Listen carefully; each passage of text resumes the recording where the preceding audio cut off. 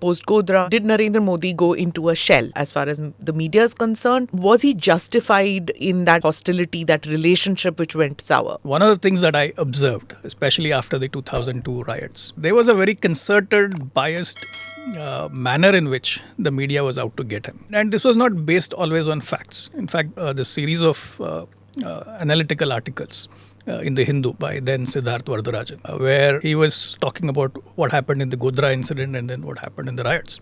And you see so many contradictions. The average reader will take that at face value. They would not, get into the depths. People forget the attack on Akshardham and Gandhinagar did not trigger any riots. There were no incidents of violence.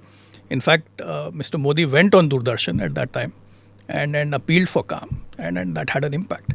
Now, this doesn't come anywhere in the narrative. So clearly, he was having this very antagonistic, relationship with the media, and it was not helping. What was your view when you saw him as chief minister and using social media, and then later when he became prime minister? As a communicator, he is not shy of using technology. And once he became chief minister, of course, the political circumstances of that period were such that the entire media was very hostile to him.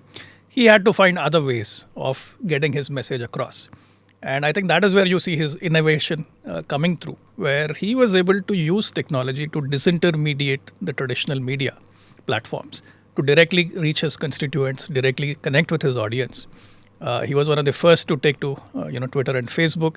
He was perhaps the first to do live streaming of his speeches on YouTube. It was very easy to follow CM Modi. The buzz at that time was that how does he expect to win not cultivating traditional media? And then he was not just not engaging with them, he was also using terms like news traders. He wasn't shying away from calling names. Absolutely. And then using these newfound people who came in from Singapore, US, everybody to be part of that election. Right. So how did he get about doing that at that stage? There was a process of change. 2009 was the first time blogging made an appearance in the political trail. You had bloggers for Advani, you had friends of BJP.org, which was created by Rajesh Jain.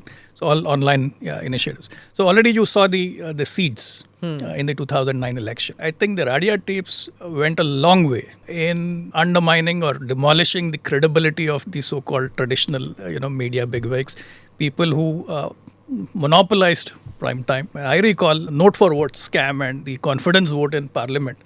I recall watching how the primetime anchors got excited when the votes were tallied in the Lok Sabha. It just made it so apparent that there was no semblance of neutrality.